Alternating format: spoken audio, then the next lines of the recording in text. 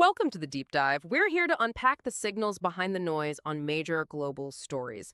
And this week, we're really digging into one of those moments that just grabs the world's attention. Picture this. It's Friday morning, August 22nd, 2025. Washington, D.C., President Trump steps into the Oval Office, reporters are there, and, well, he delivers the statement. Classic Trump, really confident, maybe a bit unpredictable. He lays out this stark choice, an ultimatum, for two key figures in a conflict that's dragged on for far too long. He's telling Russian President Putin and Ukrainian President Zelenskyy basically, get it together, sit down, talk, bridge the differences.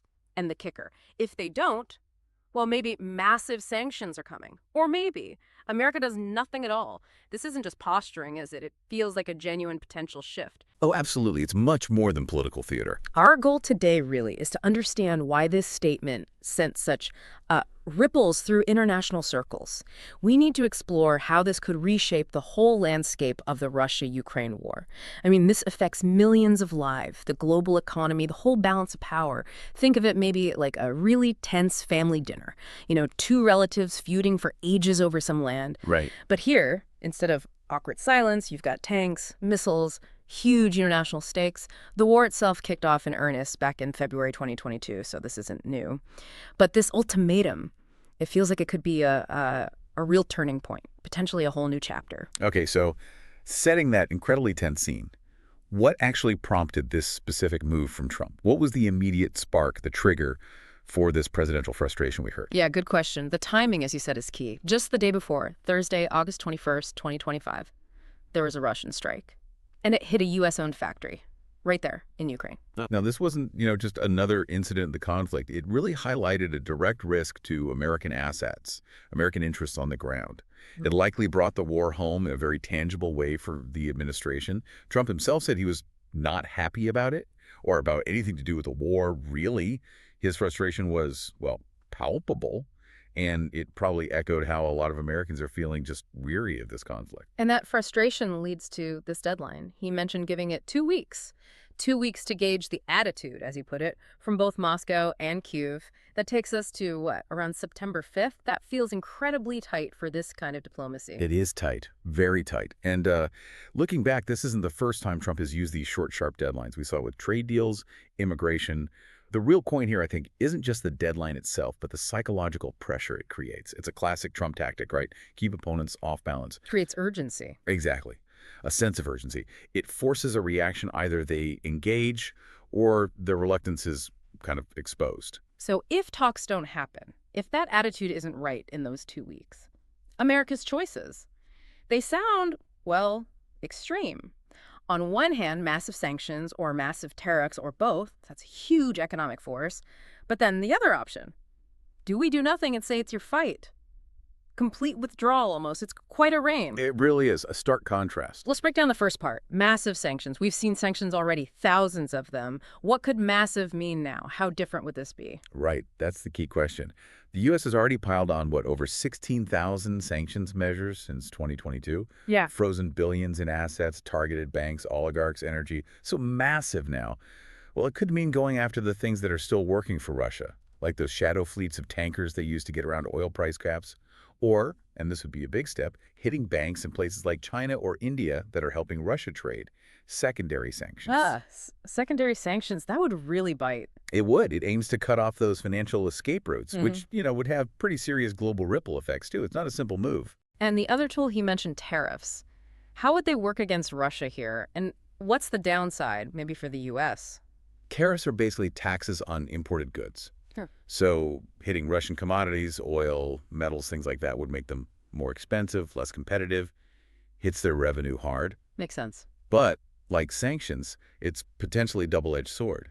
If you tariff Russian metals, for instance, U.S. companies using those metals might see their costs go up. And that could mean higher prices for consumers here. Possibly, yes. So it signals resolve, definitely, but it comes with potential domestic economic costs. It's a calculation. Okay, then there's the other end of the spectrum, the do-nothing scenario. Honestly, that sounds almost un-Trump-like. What's the thinking there? What would happen if the U.S. just walked away? That option really makes you stop and think. Is it a genuine possibility, or is it purely leverage, a negotiation tactic? Right. Because actually doing it, walking away, That would be a massive shift. Billions in aid have gone to Ukraine. Allies rely on U.S. leadership. It could leave Kiev incredibly vulnerable. It could seriously alienate European partners. And, maybe worse, it could send a signal to aggressors everywhere. Like China, regarding Taiwan, perhaps? That's exactly the concern some analysts raise. They draw parallels maybe to appeasement historically, or yes, potentially emboldening China.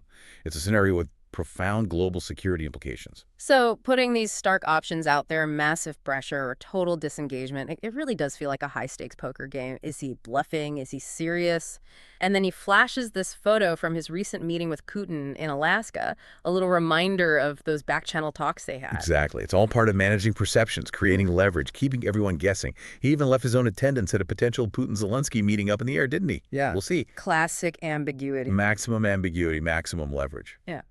But speaking of the players involved, Russia's reaction came fast, same day, August 22nd. And it wasn't exactly welcoming. No. What did they say? Moscow basically ruled out an immediate meeting. Foreign Minister Lavrov was clear. No summit without a proper agenda agreed beforehand. Kind of pours cold water on the whole idea, doesn't it? Yeah, it certainly dampens the optimism. And it reflects their long-standing position. Putin wants concessions, Ukraine's neutrality, accepting territorial losses. Demands Kyiv simply won't accept. You have to remember the history here. Moscow's view of Ukraine, it's deeply rooted. Kyiv as the cradle of Slavic civilization, the shared Soviet past. Then Ukraine's overwhelming vote for independence in '91. Putin's perspective seems to be that Ukraine belongs in Russia's sphere of influence, not as a truly independent nation charting its own course. And Ukraine's stance? Zelenskyy. Zelenskyy has always said he's willing to talk, but his conditions are firm. Full restoration of Ukraine's territory, real security guarantees, non-negotiable red lines for Kyiv. Trump had that quote about trying to get them together. They don't get along too well for obvious reasons, and he used that analogy. The oil and vinegar one. Yeah. You know, it's like oil and vinegar a little bit. Mm. Why do you think that fits so well here? What's the core clash? It's spot on, isn't it? Because their fundamental worldviews are just incompatible. Oil and water, oil and vinegar, they don't mix naturally. Putin's view, as we said, is rooted in this idea of a shared historical space, Russia's rightful sphere. Zelenskyy embodies Ukraine's fierce desire for independence, for sovereignty, and this isn't abstract, it's grounded in real events. Russia grabbing Crimea in 2014, backing separatists in Donbass. Those actions cemented Ukraine's direction away from Moscow. And then the full invasion in 2022. Exactly. Putin's special military operation with its baseless claims. For Zelenskyy, who went from comedian to wartime leader, this is an existential fight. His famous line, "I need ammo, not a ride," just captured that perfectly. And Ukraine's fight back has been remarkable, heroic, really, with significant Western help, of course, those javelins, tanks, drones. Absolutely. The resistance has been incredible. Battles for places like Mariupol, a true horror, but also Kherson, a major victory, Bakhmut, Kharkiv. These became symbols of Ukrainian grit, and we saw how things like drones really changed the battlefield. What about the economic front? How are Russia and Ukraine actually holding up under the strain of this war? Well, it's definitely a tale of two different struggles. Russia's economy, surprisingly resilient in some ways. High oil prices helped, definitely. Oil funds a huge chunk of their budget, over 40%. And they did manage to pivot their trade, didn't they, towards China, India, finding ways around sanctions. Right, the parallel imports and so on. Exactly. Ukraine, though, their economy took a massive hit, shrank by nearly a third in 2022. Devastating. Is recovering now, slowly, talks about joining the EU help. But their grain exports, so vital for the world's food supply, are still facing huge problems, blockades. And globally, we've all felt it. Higher food prices, energy costs soaring, major drivers of inflation everywhere. Undeniably. The global economic impact has been huge. Which brings us back to Trump's role here. It is kind of ironic, isn't it? The president who faced impeachment related to withholding Ukraine aid is now the one pushing for peace talks. What's driving this shift? It's a really striking turnaround. You're right. His first term saw that impeachment focused squarely on Ukraine aid.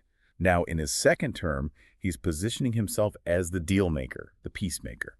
Remember, just a few days before this ultimatum, August 18th, he'd met with Ukrainian and European leaders and floated the idea of arranging a summit. And that Alaska meeting with Putin was framed around finding security guarantees for Ukraine, though critics would say not much concrete actually came out of it. So maybe this ultimatum is his way of forcing the issue, trying to get a result where diplomacy seems stalled. That's certainly one interpretation. showing decisive action, trying to break the deadlock. But it's not like everyone in the U.S. is on the same page. We're seeing divisions even within the Republican Party, right? Oh, definitely. Vice President Pence, for instance, has been out there calling for stronger sanctions, Mm. more traditional Republican hawk approach. And you have figures like Senator Thune pushing for sanctions bills in Congress, Hmm. signaling they see Trump's maybe more ambiguous stance as risky. So there's internal debate. What does that friction mean for how the U.S. is perceived globally? Does it weaken their hand? It can, certainly. These divisions reflect a real debate in the U.S. about the right approach, intervention versus negotiation, pressures versus diplomacy. When allies and adversaries, too, see these different signals coming from Washington, it can create uncertainty. Who's really driving policy? What's the actual commitment? It makes it harder to, read the tea leaves. And speaking of allies, Europe must be watching this incredibly closely. They've taken in millions of refugees, provided huge amounts of aid. They are watching very warily, yes. Countries like the UK, Germany, France, they've been pushing for what they call NATO-like protections for Ukraine. What does NATO-like mean in practice, if not full membership? It generally means strong security guarantees, maybe bilateral deals, Huh. long-term military aid commitments, intelligence sharing, basically promising to help Ukraine defend itself robustly, but without that formal Article 5 mutual defense commitment that comes with full NATO membership. A bit of middle ground. Just trying to find one, yes. Yeah. But it's incredibly complex, especially when Russia insists on Ukraine being neutral and demands territory. Those things are just fundamentally incompatible with strong security guarantees. So European leaders are urging unity, a coordinated front.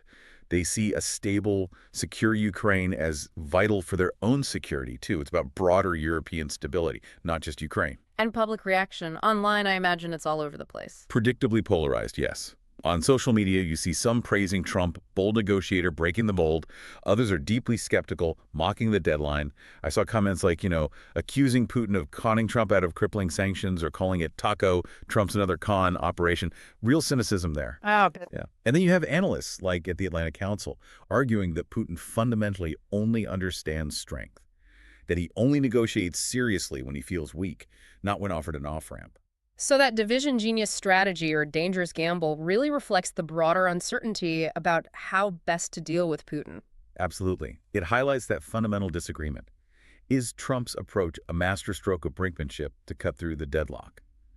Or is it reckless, potentially giving Putin an out or undermining allied resolve? There's no consensus. And amidst all this high-level maneuvering, we can't forget the human cost. It's easy to talk about strategy, but We absolutely mustn't. Yet you think about families still in shelters in Ukraine, just dreaming of a normal life again. Russian soldiers on the front lines facing uncertainty, danger. For people directly affected, Trump's words carry immense weight. It could mean hope or it could mean dread. It depends entirely on how things play out. will Putin feel enough pressure to bend? Will Zelenskyy maintain Ukraine's resolve? Fatigue must be setting in after all this time. The human element's immense, and the stakes couldn't be higher. As that 2-week clock ticks down toward September 5th, what are the realistic scenarios? What do you see happening? Well, broadly, maybe 3 possibilities. Scenario 1, Yeah. talks actually happen, maybe a ceasefire follows, demilitarized zones, eventually some kind of security arrangement for Ukraine. That would be a huge win for Trump's approach. Okay, scenario 2. Scenario 2, stalemate. The deadline passes, maybe sanctions get even tougher, the economic pain deepens, but the war just grinds on. More suffering, no resolution. And the third. The third is the do-nothing option becoming reality. The U.S. pivots to isolationism on this issue. Allies are left scrambling, global alliances potentially reshaped, a really uncertain future. So as we watch this countdown to September 5th, 2025, it really feels like a critical inflection point. We've traced the roots, looked at the players, the stakes, the potential paths forward from this unprecedented ultimatum. It really is a moment demanding scrutiny. And it leaves us, and you, the listener, with a big question to chew on. In today's world with so much information, so much complexity, is this kind of high-stakes, highly personalized diplomatic pressure, this ultimatum style of brilliant strategy, is it a dangerous gamble? Or is it maybe just a sign of how the global order itself is changing, how the rules of engagement are being rewritten right before our eyes? Will the oil and vinegar mix this time? Or, is the whole salad bowl about to be tossed?